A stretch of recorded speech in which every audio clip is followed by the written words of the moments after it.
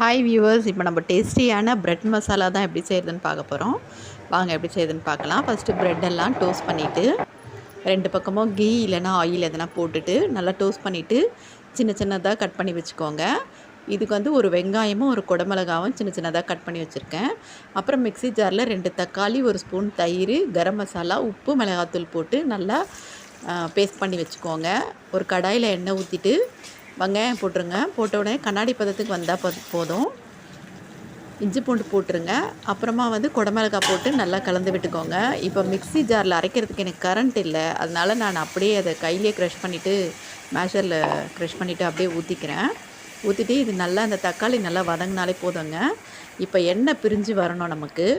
எண்ணெய் பிரிஞ்சு வந்த உடனே நம்ம வந்து எடுத்து வச்சுருக்கிற ப்ரெட்டை போட்டுட்டு கலந்தோன்னா சூப்பரான ப்ரெட் மசாலா ரெடி. பிடிச்சிருந்தா சப்ஸ்கிரைப் பண்ணுங்கள், லைக் பண்ணுங்கள், ஷேர் பண்ணுங்கள். ஓகே, தேங்க்யூ, பாய்.